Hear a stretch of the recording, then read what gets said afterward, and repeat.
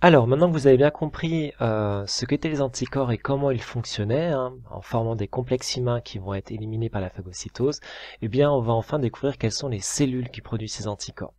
Alors, vous avez ici une expérience qu'il vous faut bien comprendre, et si vous avez fait les exercices de génétique avec les lapins et les souris, ça va quand même fortement vous aider. On prend une souris ici A, à laquelle on injecte un antigène de salmonelle, d'accord, donc un microbe, et on va prélever ici des cellules de cette souris A, l'ensemble de ces lymphocytes. Alors du coup, le tableau que vous avez, voici l'expérience. On injecte l'antigène, on attend 15 jours, et le correcteur attend que vous expliquiez ce que c'est qu'un antigène, c'est-à-dire une molécule qui est reconnue comme étant étrangère, c'est de la salmonelle, et qui déclenche une réaction immunitaire adaptative, et donc qui va faire intervenir les lymphocytes.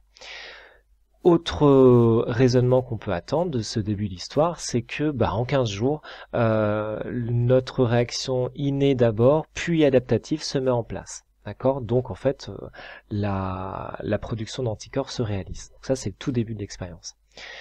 Alors, on poursuit, il y a deux parties. Qu'est-ce qu'on va faire avec ces lymphocytes? Les lymphocytes de la souris A. Eh bien, on va les faire traverser une colonne avec des billes de latex. D'accord? Donc, ce qui est en jaune ici, ce sont des billes de latex. Et donc, tous ces lymphocytes, eh bien, vont traverser lentement mais sûrement la colonne et on va les recueillir. D'accord? Ensuite, on va les injecter à une autre souris qu'on appelle la souris B. Et ce qui est important, c'est que cette souris B, on l'a irradiée. Cette irradiation, en fait, elle va détruire le système immunitaire de la souris B. D'accord? C'est comme si vous mettiez tout à zéro. Elle n'a plus de système immunitaire. Et donc, elle va recevoir les lymphocytes qui viennent de la souris A. D'accord, et qui ont traversé la colonne. Et là, qu'est-ce qu'on constate? C'est que cette souris B, elle produit des anticorps anti-salmonelle. Alors, ce qu'il faut bien dire au correcteur, c'est que finalement, les lymphocytes, c'est quoi? Je vous rappelle, et c'est important, qu'en fait, des lymphocytes, il y en a plusieurs. Il y a des lymphocytes B, des lymphocytes TCD8, TCD4, d'accord, qu'on connaît pas encore, mais qu'on va découvrir. Et puis, cette idée que notre souris B n'avait plus de système immunitaire, n'avait plus de cellules fonctionnelles. Donc, parmi les lymphocytes qu'a reçu la lymphocyte B, la souris B, excusez-moi, eh bien, certains sont capables de produire des anticorps dirigés contre la salmonelle. Alors, est-ce que c'est quelques-uns ou est-ce que c'est tous? On passe à la deuxième expérience, donc le début de l'histoire est exactement la même. On recueille les lymphocytes d'une souris A à qui on a injecté de la salmonelle. Et là, à nouveau, on va faire traverser les lymphocytes de cette souris A dans une colonne où il y a des billes, ici en jaune, mais regardez, ces billes sont recouvertes d'antigènes de salmonelle, d'accord, de molécules de salmonelle. Et donc, les lymphocytes vont pour la plupart traverser la colonne, on va recueillir ces lymphocytes et on va les injecter à une souris C qui, au préalable, elle aussi a subi une irradiation, c'est-à-dire qu'elle n'a plus aucune cellule immunitaire pour se protéger. Donc on se dit, le résultat devrait être le même que l'expérience 1, et là on constate que non, cette souris ne produit pas d'anticorps anti-salmonelle. Comment ça se fait? L'explication la plus simple, c'est que les lymphocytes qui étaient capables de produire des anticorps anti-salmonelle, il y en avait au début de l'histoire, d'accord, ils sont quelque part là-dedans, eh bien, elle les a pas reçus. Ces lymphocytes se sont fixés sur les billes jaunes qui étaient recouvertes de molécules d'antigènes salmonelle.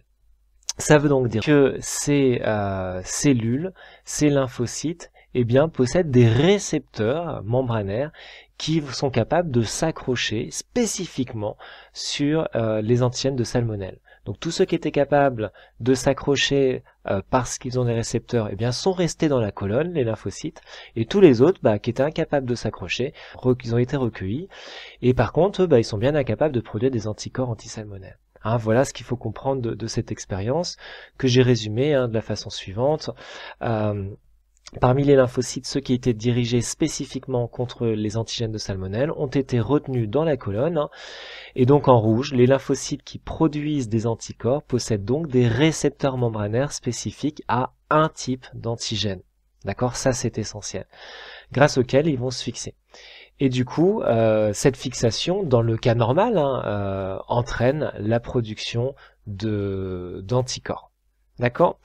Alors, comme on l'a dit, parmi les lymphocytes ici là qui sont présents, eh bien, vous avez les lymphocytes B, les lymphocytes TCD4 et les lymphocytes TCD8. Il faudrait étudier une autre expérience pour savoir quels sont les lymphocytes qui produisent les anticorps et donc qui se fixent à un antigène. Et là, je vous donne la réponse, oyez, et à bien retenir, je l'ai mis en rouge, ce sont les lymphocytes B. D'accord? Les lymphocytes B sont les cellules qui produisent des anticorps spécifiques. Alors, comment ils produisent anticorps? Quelles sont toutes les étapes? Il va bien falloir le comprendre. Pour ça, je vais réaliser un schéma et vous allez devoir le refaire dans votre cahier. J'ai fait exprès de ne pas vous le donner tel quel. Je vais vous demander de le reproduire parce que vous devez être capable de le refaire, ce type de schéma. Donc, on y va. Ce qu'il faut comprendre, hein, c'est que tout va se passer dans un ganglion lymphatique. Je vous rappelle que ces ganglions lymphatiques, hein, on en a un peu partout dans le corps, et le début de notre histoire va se passer dans un ganglion lymphatique. Alors c'est parti.